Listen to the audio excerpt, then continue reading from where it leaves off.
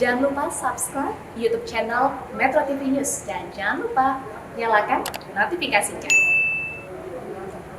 Gunadi Sadikin, kita berikan tanggung jawab untuk memimpin Kementerian Kesehatan.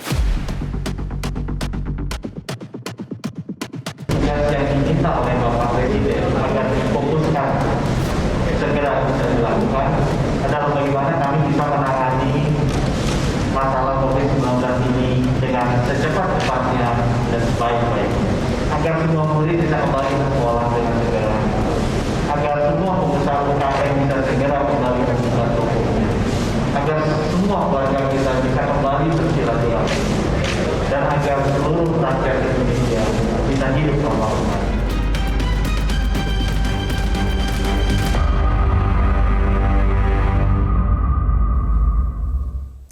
Pemirsa, Budi Gunadi Sadikin menggantikan Dr. Terawan Agus Putranto sebagai Menteri Kesehatan Republik Indonesia. Penunjukan Budi Gunadi Sadikin dipertanyakan sebagian orang karena ia bukan berasal dari kalangan medis. Budi Gunadi Sadikin memiliki latar belakang pendidikan sarjana fisika nuklir ITB. Kita akan lihat seperti apa sepak terjang dari Budi Gunadi Sadikin, Menteri Kesehatan yang baru. Sepak terjang Budi Gunadi Sadikin di BUMN dan pemerintahan bisa dikatakan cukup banyak dan strategis. Di antaranya kita lihat adalah Dirut Mandiri pada tahun 2013 hingga 2016, kemudian juga pernah menjadi Dirut Inalum pada tahun 2017 hingga 2019, pernah juga menjabat sebagai staf khusus Kementerian BUMN, Wakil Menteri BUMN mendampingi Erick Thohir, sekaligus dipercaya sebagai Ketua Satgas Pemulihan Ekonomi Nasional selama masa pandemi COVID-19. Sementara itu kalau kita lihat Wakil Menteri Kesehatan, Dr. Dante Saxono Harbuwono dikenal sebagai salah satu spesialis endokrinologi dan pakar diabetes molekuler pertama di Indonesia. Selain itu ia juga merupakan lektor kepala FKUI sejak tahun 2018 dan pernah bertugas sebagai salah satu dokter tim kepresidenan RI. Tugas khusus yang diberikan Presiden Joko Widodo kepada keduanya adalah menangani masalah pandemi COVID-19 secepat-cepatnya dan sebaik-baiknya. Kalau kita lihat perkembangan kasus COVID-19 di Indonesia, tentunya tugas khusus yang diberikan Presiden ini rasanya sangat relevan dengan perkembangan kasus positif COVID-19 di Indonesia saat ini.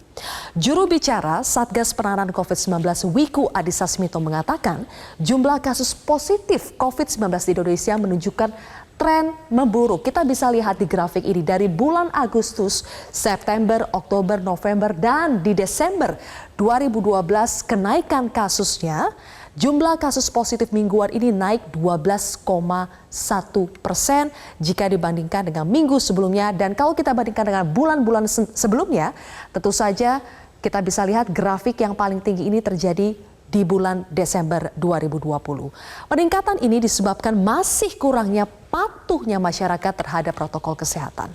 5 provinsi yang menjadi penyumbang kasus positif terbesar minggu lalu adalah Jakarta, Sulawesi Selatan, Jawa Barat, Jawa Timur, dan Kalimantan Timur.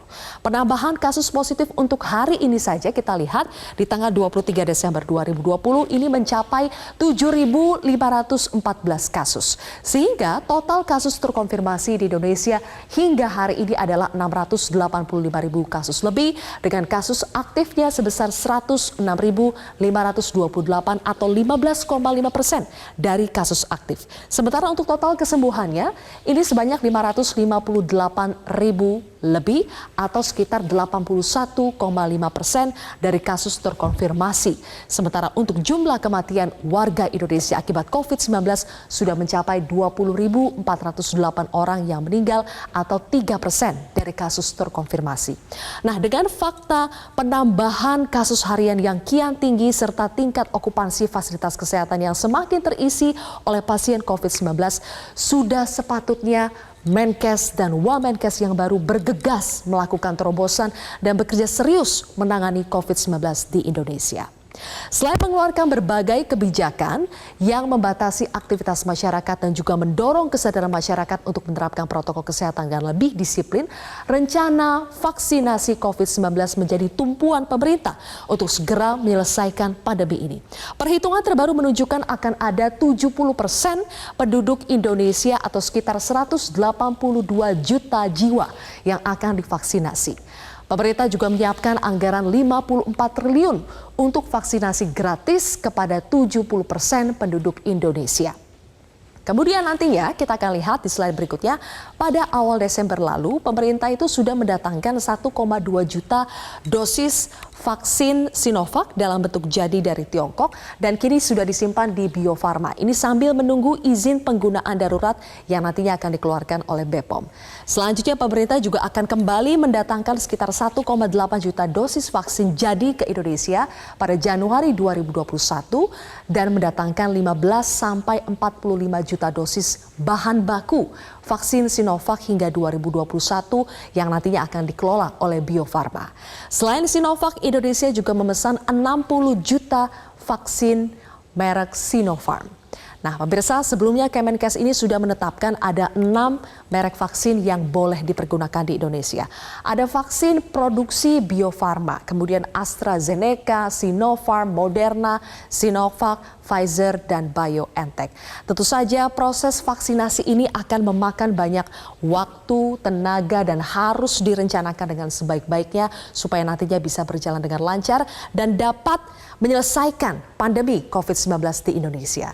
Sekarang saya akan minta tanggapan dan juga harapan atas penunjukan Menkes dan Wamenkes yang baru dalam menangani COVID-19 di Indonesia. Saya akan berbincang dengan dua narasumber, ada Dr. Adip Kumaydi, Wakil Ketua Umum PBID, dan Profesor Hasbullah Tabrani, Ahli Kesehatan Masyarakat FKM UI. Selamat malam Dr. Adip, Prof. Hasbullah. Selamat malam Mbak Zakia. Baik. Saya akan minta tanggapan dulu dari Dr. Adip terlebih dahulu. Penunjukan Menkes Budi Gunadi Sadikin ini dokter mengundang pertanyaan dari berbagai pihak termasuk dari kalangan medis. Mampukah seseorang yang tidak berlatar belakang medis, bukan dokter, latar belakang pendidikannya fisika nuklir, menggantikan Dr. Terawan dalam menangani tugas besar COVID-19? Bagaimana menurut IDI? Ya, jadi mungkin perlu kami sampaikan karena ini penunjukan menteri yang tentunya bertugas membantu presiden, itu adalah hak prerogatif dari presiden. Ya. Artinya upaya yang saat ini dilakukan dan penunjukan Pak Budi Sadikin, saya kira itu adalah sebuah penilaian dan evaluasi yang sudah dilakukan oleh presiden dengan matang. Dan tentunya bagi kami ya, dari komponen kesehatan, bagian daripada organisasi profesi kesehatan yang menjadi mitra pemerintah terkait dengan permasalahan kesehatan, maka tentunya kami tetap akan melakukan upaya kolaborasi, koordinasi dengan Kementerian Kesehatan. Ya, kita tidak melihat secara personal, tapi secara institusi memang menjadi satu keharusan bahwa Kementerian Kesehatan harus melibatkan organisasi profesi kesehatan di dalam mendukung upaya-upaya penanganan permasalahan kesehatan, terutama di saat pandemi COVID ini. Jadi maksud Anda siapapun yang ditunjuk Presiden sebagai Menteri Kesehatan ini, IDI akan siap-siap saja untuk bekerja sama dengan Menteri Kesehatan yang baru dalam menyelesaikan berbagai tugas? Ya, karena tentunya harapan bagi kami adalah bagaimana usulan atau rekomendasi-rekomendasi yang dikeluarkan oleh organisasi profesi kesehatan ini tetap menjadi satu rujukan. Karena kalau kita bicara sekarang problematika di pandemi COVID ini, maka intervensi atau strategi yang harus dilakukan pemerintah adalah intervensi yang dari kesehatan. Sehingga kami berharap menteri yang baru ini pun juga melihat secara objektif bagaimana menyelesaikan permasalahan pandemi COVID ini, tetap mengedepankan kesehatan untuk menjadi leading sektor yang harus ditekan terlebih dahulu. Oke, mengedepankan perspektif kesehatan, Prof. Hasbullah, tapi menterinya bukan dari kalangan kesehatan. Apakah ini akan menjadi masalah atau tidak juga? Ya, sebetulnya yang namanya menteri dan wakil menteri itu kan pekerjaannya pekerjaan manajerial, pekerjaan pemimpinan sebuah gerakan sebuah organisasi, karena Kemenkes adalah organisasi. Oleh karena itu yang diperlukan adalah kemampuan mengorganisir orang-orang dan juga barang. ya, dalam hal COVID ini, ya bagaimana Pak Gunadi dan Pak Dante itu bisa mengorganisir timnya di Kemenkes dan juga berkoordinasi dengan Pemda-Pemda agar mampu secara sinergis bergerak. Pertama, ya tentu dalam hal vaksinasi, secepat-cepatnya bisa memulai vaksinasi kepada mereka-mereka yang punya berisiko tinggi dan kepada mereka-mereka yang punya risiko menularkan kepada yang lain. Ya, itu yang pertama. Itu dulu dimulai. Ya. Oke, berarti menurut Prof. Hasbullah sebetulnya yang terpenting adalah kemampuan manajerial ya, bukan latar belakang pendidikannya? Kalau menyuntik orang memang perlu dokter. Ya. Nah, ini kan penyakitnya di dalam penanganan COVID ini bukan orang yang sakit, tapi sistem, ya, sistem yang sakit. Jadi memang penanganannya bukan mengharuskan seorang dokter di sini, Kak. Sistem Tapi harus apa paham. yang selama ini Prof. Hasbullah tidak berjalan dengan baik? Koordinasi seperti apa yang selama ini tidak berjalan dengan baik sehingga pada akhirnya penanganan COVID-19 di Indonesia tidak berjalan dengan semestinya? Ya, sebagai contoh kita tahu sekarang di banyak daerah-daerah padat itu kan kejadian COVID terus menularkan sehingga kawan-kawan Dr. Adib itu kewalahan. Nah, ini bagian harus memerlukan koordinasi agar segala macam kegiatan yang menghindarkan penularan, law enforcement, memaksa orang disiplin, ya, mendorong masyarakat untuk tetap disiplin, itu bagian yang menjadi kunci utama. Jangan mengandalkan fasilitas kesehatannya. Nah, fasilitas kesehatan itu akan kewalahan kalau jumlah kasus terus-menerus banyak. Tapi kalau persoalan law enforcement, Prof, itu kan bukan tugas Menteri Kesehatan, tapi lebih kepada pemerintah daerahnya. Apakah selama ini kurang koordinasi antara Menteri Kesehatan, antara pusat dengan daerah? Yang kelihatan memang belum cukup efektif. Mungkin sudah tinggi, tetapi masih banyak hal-hal yang belum sinkron. Ya, itu bagian yang penting untuk ditanganin bersama antara Kementerian Kesehatan dan Pemda-Pemda.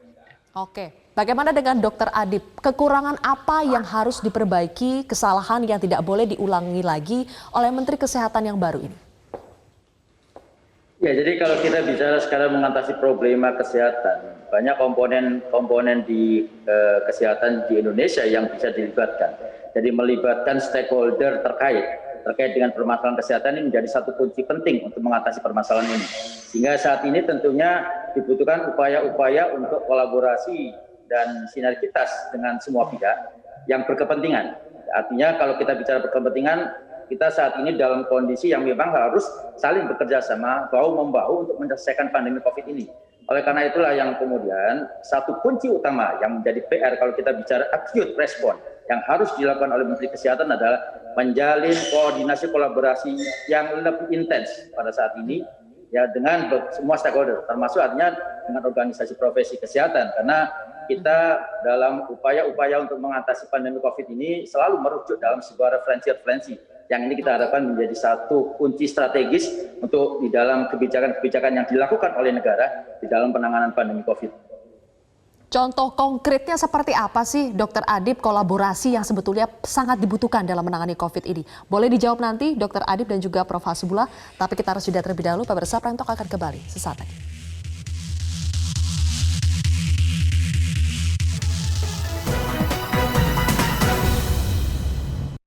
Kami kembali melanjutkan perbincangan bersama dengan Wakil Ketua Umum PBID, ada Dr. Adib Kumaydi dan juga Prof. Hasbullah Tabrani, Ahli Kesehatan Masyarakat FKM UI. Tadi pertanyaan saya adalah contoh konkret seperti apa sih dari bentuk kolaborasi, sinergitas yang diinginkan ada antara Menteri Kesehatan dengan ID, dengan pakar kesehatan, dengan stakeholders lainnya. Bagaimana itu, Dr. Adib? Ya, jadi kita harus mulai dari melihat dari aspek pokok persoalan yang saat ini dialami oleh negara kita. Jadi kalau saya merangkum ada 4 sebenarnya. Satu pertama terkait dengan law enforcement, tadi sudah disampaikan oleh Prof. Hasbullah. Jadi penguatan di dalam regulasi, karena sinergitas regulasi antara pusat dan daerah juga itu menjadi penting. Kemudian yang kedua, ketidaksiapan sistem kesehatan nasional di dalam menghadapi situasi pandemi. Ada problematika yang kemudian akhirnya terbuka. Kita ditunjukkan dalam sebuah wajah permasalahan kesehatan di Indonesia pada saat ini dengan pandemi COVID ini. Ini menjadi satu upaya untuk harus diperbaiki. Kemudian yang ketiga, ketergantungan industri dan teknologi kesehatan terhadap luar negeri. Jadi upaya-upaya untuk meningkatkan kemandirian negara, kemandirian produksi anak bangsa di dalam alat kesehatan dan obat ini menjadi satu penting. Kemudian yang keempat adalah mengenai ketidaksiapan, kurangnya kesadaran dan ketidakpatuhan masyarakat di dalam menghadapi situasi pandemi COVID. Hingga upaya yang harus dikedepankan adalah upaya preventif promotif. Nah, pada saat kita melihat dari aspek pokok persoalan itu, maka intervensi yang harus kita lakukan adalah intervensi dari hulu sampai hilir. Di hulu ada komponen-komponen yang bisa dilibatkan. Upaya peningkatan preventif promotif dengan melibatkan teman-teman di kesehatan masyarakat, teman-teman di dokter umum yang kemudian menjadi garda terdepan di dalam penanganan preventif promotif ini menjadi penting. Kemudian peningkatan fasilitas kesehatan. Dan ini tentunya upayanya harus dibuat dalam satu sistem kolaborasi yang itu akan saling mendukung. Karena kalau kemudian kita bicara ini hanya sebuah kebijakan yang disampaikan secara tertulis, tapi tanpa ada sebuah koordinasi, itu saya kira akan sulit untuk kemudian kita bisa menangani. Karena kita butuh acute response. Kalau kita bicara acute response, kita sekarang dihadapkan dengan collateral damage yang harus kita selesaikan. Maka upaya yang harus kita lakukan adalah damage control untuk mengatasi permasalahan di Indonesia ini. Oke, Prof. Hasbullah, ada pokok permasalahan yang tadi Dr. Adib sudah sampaikan. Menurut Prof. Hasbullah, bagaimana menyelesaikan 4 permasalahan tersebut? Karena ini harus banyak stakeholders yang dilibatkan, bukan hanya dari Menkesnya, dari pemerintah daerahnya, tapi juga masyarakatnya, Prof. Hasbullah. Jadi apa yang perlu, langkah ekstra yang perlu diambil oleh Menteri Kesehatan untuk bisa menyelesaikan 4 permasalahan tadi? Ya, memang faktor masyarakat ini yang paling penting. Kita tahu bahwa yang namanya COVID ini menular dari orang kepada orang. Jadi perilaku masyarakat merupakan kunci, ya. Dan kunci dari penanganan COVID adalah yang pertama mencegah penularan. Itu yang paling penting. Dan ini harus kerjasama yang baik dan koordinasi yang baik dengan para ahli kesehatan masyarakat untuk mencegah penularannya dan juga melakukan vaksinasi kepada secara bertahap, memprioritaskan kepada yang paling berisiko tertular dan kepada yang paling berisiko menularkan, itu dulu. Nah, ini harus koordinasi dengan para ahli kesehatan masyarakat. Kalau sudah terjadi kasusnya, maka perlu koordinasi sangat kuat bersama dengan teman-teman dokter, ID dan sebagainya, agar kasus yang terjadi dapat disembuhkan secepat mungkin. Dalam pelayanan COVID ini begitu banyak obat dan juga uji-uji laboratorium klinik yang perlu dilakukan yang mungkin Pak Budi sebagai non-dokter tidak memahami. Disinilah perlu ada pendampingan dokter yang bisa memahami mana itu. Karena dalam layanan COVID itu bisa jadi ratusan bahkan ribuan jenis obat dan pemeriksaan yang diperlukan, yang harus diketahui oleh tenaga dokter yang memahami tentang itu. Berbicara soal pendampingan, Prof. Hasbullah, kan wamennya ini Dr. Dante Saxono Harbuwono merupakan dari kalangan medis, ya. Dr. Dante, seperti apa kontribusi besar yang bisa disumbangkan oleh Dr. Dante sebagai pendamping dari Menkes? Saya berharap Dr. Dante bisa lebih fokus kepada peningkatan kualitas layanan medisnya. Ya, sebagai seorang dokter ahli penyakit dalam, lebih memahami bagaimana layanan medis, suplai bahan medis dan alat-alat medis dokter pada daerah-daerah yang punya risiko tinggi, yang punya beban COVID tinggi, itu bisa ditangani oleh Dr. Dante. Oke, Dokter Adib, masih ada persoalan dalam layanan medis, mau itu sarana prasarananya maupun dari hospitality-nya sendiri, sumber dayanya juga kadang masih kurang. Bagaimana menyelesaikan persoalan ini, Dokter Adib? Ya, jadi pada saat kita bicara problema saat ini, bahwa ada permasalahan dari Vaskes, artinya infrastrukturnya. Kemudian kita bicara juga dalam sebuah sistem pelayanan juga yang mungkin harus kita perbaiki, terutama yang berkaitan dengan insiden comment system dalam kaitan dengan sistem rujukan. Kemudian yang ketiga adalah terkait dengan SDM. Pada saat kemudian kita bicara dengan kondisi yang saat ini sudah ada overload dan overcapacity di fasilitas kesehatan, maka upaya yang harus kita lakukan adalah mengintegrasikan sistemnya tadi. Jadi integrasi sistem ini memang tidak semuanya sudah dilakukan, tapi upaya yang saat ini ya harus kita kedepankan adalah mengintegrasikan sistem pelayanan, sehingga setiap fasilitas kesehatan itu terintegrasi dengan baik, sehingga kita bisa mengukur kemampuan. Saya selalu menyampaikan bahwa mapping kemampuan fasilitas kesehatan, termasuk mapping SDM, ini menjadi penting. Baik. Karena kondisi di Jawa, di Jakarta akan berbeda juga dengan kondisi di teman-teman di Indonesia Timur. Jadi ini yang perlu saya kira upaya mapping yang harus dilakukan juga. Terakhir, Prof. Adib berbicara soal mapping ya, kita sekarang kan Kemenkes sedang menyusun roadmap untuk vaksinasi. Apa yang perlu diperhatikan dalam penyusunan dan implementasi dari roadmap vaksinasi nantinya? Ya, jadi kalau kita bicara sekarang vaksinasi, terlepas dari yang utama yang tetap harus diperhatikan adalah efficacy, safety, dan imunogenitas. Kemudian nanti akan muncul authorization dari Badan POM untuk membuat EUA atau Emergency Use Authorization. Maka yang perlu disiapkan sambil menunggu dari Badan POM atau menunggu dari final report setelah uji klinis fase 3, maka yang harus dilakukan adalah penyiapannya. Penyiapan apa yang harus disiapkan? Satu, penyiapan proses distribusinya, penyiapan fasilitasnya, penyiapan siapa yang akan melakukan vaksin. Dan yang paling penting ini adalah sosialisasi terkait dengan vaksin kepada seluruh masyarakat. Karena kita tahu bahwa informasi terkait dengan masalah vaksin ini juga masih menjadi satu tanda tanya. Sehingga perlu ada upaya-upaya sosialisasi yang lebih gencar dengan melibatkan seluruh komponen masyarakat untuk kemudian menyampaikan dan melibatkan tokoh-tokoh masyarakat dan tokoh agama. Oke, sedikit saja Prof. Hasbullah, supaya masyarakat lebih menerima soal vaksinasi ini, sosialisasi seperti apa sih yang lebih efektif? Saya berharap bukan hanya sosialisasi, pemerintah bisa menyediakan alternatif vaksin. Jangan hanya nunggu yang pemerintah mau beli, misalnya Sinovac. Ada yang sudah siap beredar, dan sediakan masyarakat yang memilih mungkin mau membayar untuk jenis vaksin tertentu. Jangan dipaksakan hanya satu jenis vaksin. Ini paling penting supaya bisa meluas. Yang kedua, jelaskan kepada masyarakat pilihan tadi yang ada adalah sudah aman dan efektif serta halal. Itu aja yang penting. Ya. Baik. Oke, terima kasih Prof. Hasbullah Tabrani dan juga Dr. Adib Kumaydi telah bergabung bersama kami di Prantok hari ini.